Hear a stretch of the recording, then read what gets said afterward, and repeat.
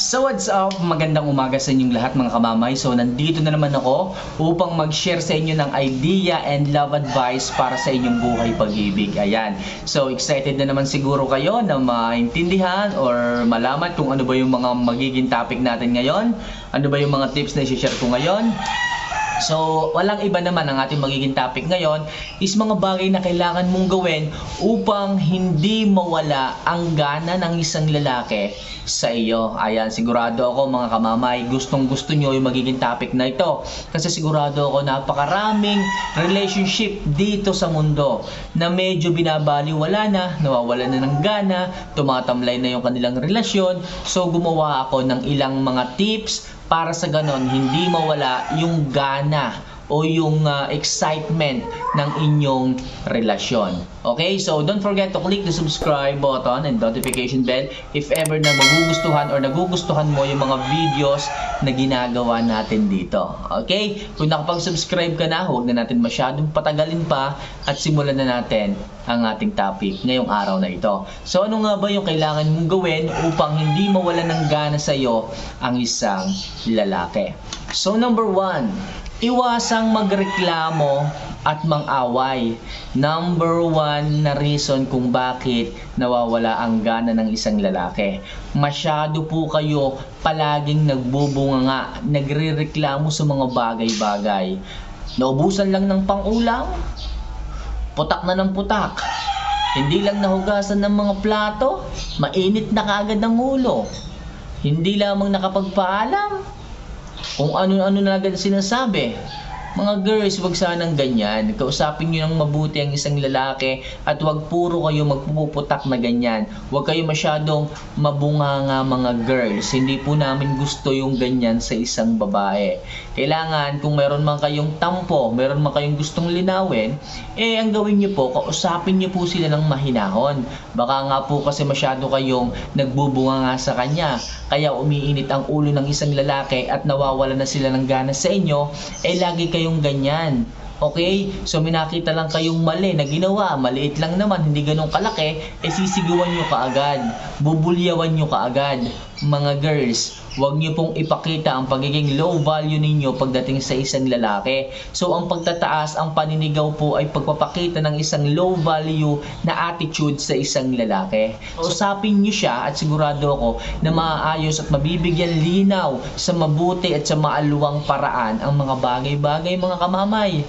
So, kapag ka po sila ay napapahiya, for example, sinigawan nyo po sila, binulyawan nyo po sila sa harap ng maraming tao.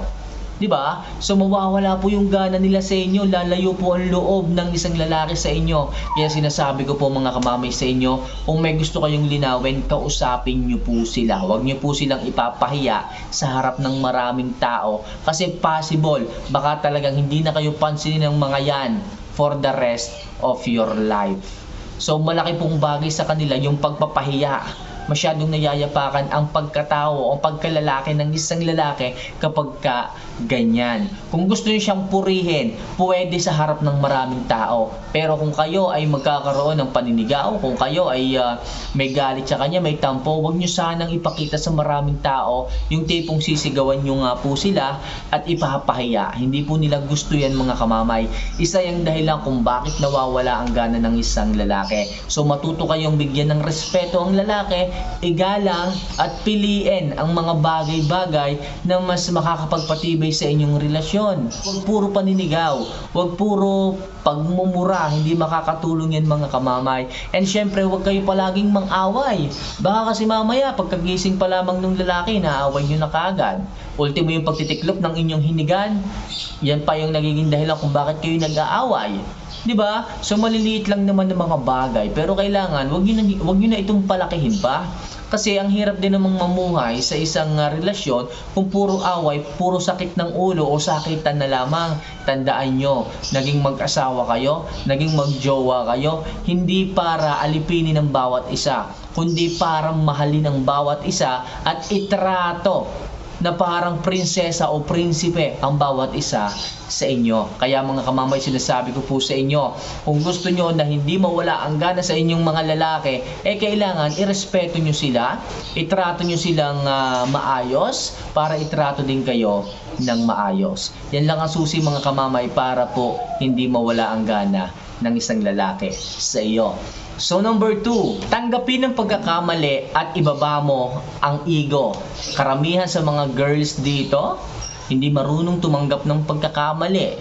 Akala mo pag sinabihan sila ng mga bagay na ayaw ng isang lalaki, akala mo sila na yung mga perpektong tao dito sa mundo. Akala nila hindi sila nagkakamali. Inia-address na nga ng lalaki kung ano yung mga ugali nilang ayaw nila. Pero ano ginagawa ng isang babae? Hindi man lamang ito pinapansin. Bagkos, mas sinisilip pa niya yung mga ugali ng lalaki. Kesyo ganto, kesyo ganyan. Diba? Sasabihin nyo, ikaw nga, tamad-tamad mo, hindi ka malamang naglalaba, hindi mo malamang ako tinutulungan magsampay. So mga girls, matuto kayong umako or umami ng kasalanan o pagkukulang ninyo. Hindi yung ganyan palagi na nagmamataas kayo sa ibang tao. Asawan nyo yan at kailangan nyong intindihin ang mga concern ng mga iyan. So tanggapin nyo yung inyong pagkakamali at ibaba nyo yung ego. Karamihan din kasi sa ating mga kababaihan dito, masyadong nagtataas ng pride. Sila na yung mali, sila pa yung nagtataas ng pride. Ewan ko na lang kung bakit kayo iniiwan ng isang lalaki kapag kaganyan. Ipakita po ninyo na maluwang ang inyong pangunawa. Kaya niyo pong intindihin ang mga bagay-bagay. Hindi yung ganyan mga kamama. Sana tanggapin nyo ang inyong pagkakamali sa inyong sarili. At syempre, kailangan ibaba nyo po yung pride at ego para sa ganon hindi mawala ng gana ang isang lalaki. Baka mamaya yung lalaki humihingi na ng sorry kahit kayo pa rin yung may kasalanan. Pero hindi pa rin kayo nagbababa ng ego, hindi pa rin kayo nagbababa ng pride. Ano ba naman yan mga girls? Talagang mawawala ng gana sa inyo, mauumay, mapapagod ang isang lalaki kapag kaganyan. Biruin mo, hindi niya kasalanan pero siya pa nagsusorry sa iyo. Ganyan ang mga lalaking totoong nagmamahal. At kayo mga girls, huwag kayong feeling kung anuman. So, kailangan nyo pa rin na pakinggan ang statement ng bawat isa para sa ganon maging maayos ang inyong relasyon at hindi ganyan na palagi kayong nag-aaway. So, para hindi mawala sa inyo ang gana ng isang lalaki, ipakita po ninyo na kaya nyong ibaba ang inyong mga ego at tanggapin ang inyong pagkakamali. Alright? So last, number 3, huwag kayong silosa. So masyadong masakit sa ulo to Mga girls, hindi ko alam kung saan nanggagaling ang pagsiselos ninyo sa sobrang dami. May nakakausap lang na babae, selos ka agad. May naiangkas lang na babae, panting na kaagad. Kung ano-ano nang gagawin nyo sa isang lalaki, isigawan nyo na, mumura-murahin nyo na baka kung sino yung kasama ninyo, na baka yung kasama ninyo, babain mo na pala. So, wag ganun mga girls. Wag masyadong maghinala, wag masyadong maging silosa. At ilagay din po ito sa lugar. Hindi makakatulong sa isang relasyon yung ganyan. Kaya nawawala ang gana ng isang lalaki, masyado nyo silang pinagbibintangan sa mga bagay na wala naman, sa mga bagay na hindi naman totoo. Okay, yung isang lalaki naghahanap buhay lang naman. Naghahanap buhay lang para kumita at may makain sa maghapon. Pero anong ginawa mo? Pinagsilosan mo pa. Ano pang ginawa mo? Pinagbumura mo pa. Ano pang ginawa mo? Pinagbantaan mo pa na kapag kain ulit, iiwanan mo. Mga girls, paano kung totoo yung sinasabi ng lalaki na wala naman talaga, trabaho lang naman talaga?